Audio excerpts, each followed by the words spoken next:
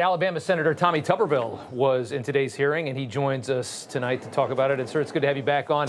You know, Lloyd Austin sailed through confirmation, got 93 votes, only 2 against, and then he humiliated the country for 4 years. That in mind, how's Pete Hegseth looking tonight? He looked very good, but the Democrats' mission was, Rob, was seek and destroy. You can tell it wasn't a hearing. This was going to be an assassination attempt on his character. Everything he's done since he was 1 year old went after his experience, and he's got more experience than anybody's probably been in that position in many, many years. But it was a character assassination where they just basically said, we don't have anything, but we're going to try to embarrass you in front of all of his friends. There was more people there that was for Pete Hegseth. It was unbelievable. I've never been in a hearing like that with that many people and that many supporters for one person. It was something else, and it got so personal.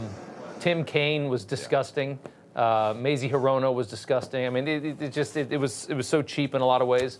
Hegseth was excoriated today by Kirsten Gillibrand, Democrat from New York, over his comments about women serving, specifically in like intense combat roles. Gillibrand claims the rules have not been changed or altered in the military to allow more women into these very intense and dangerous roles. Hegseth clearly doesn't believe that and thinks that there are basically unwritten quotas out there that are deteriorating the standards in our military. And he was asked by Joni Ernst if women should be given a chance to fight in these combat roles. Here's how he answered. My answer is yes, exactly the way that you caveated it. Yes, women will have access to ground combat roles, given the standards remain high, and we'll have a review to ensure the standards have not been eroded in any one of these cases. Now, Gillibrand and Democrats are holding the position that there's nothing wrong with the military. They claim that the standards have not changed at all. I don't know how anybody could possibly believe that.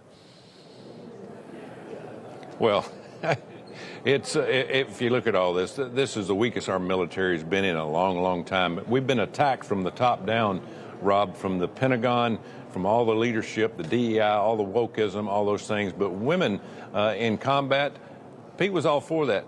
But you can't drop your standards. You can't say, okay, we've got this for men and this for women. You know, all the machine guns and all the bombs and all the things that you have, the backpacks are heavy. And again, if you can do it, you can do it. There's a lot of men that can't go through training for the military. They can't pass the specifications. And so it's not for everybody. This is not affirmative action. This is for the best people that can defend and train and go after the people that are our enemies and do the best they can in terms of a group, as a team, not just a few. It seems as though they believe that if we don't lower these standards, we won't have enough people in our military. We don't have enough members in our military, that's, you know, and they attack the fact that there's not enough, that we don't have recruiting numbers.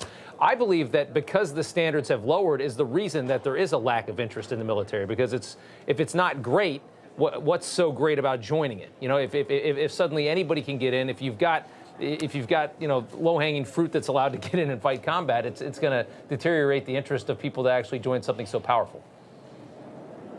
Yeah, 100%. And as I told Pete during the hearing, you know, we've got a lot of these woke universities that are teaching our kids to hate our country, too. And why in the world would you fight for a country that you've been taught to hate?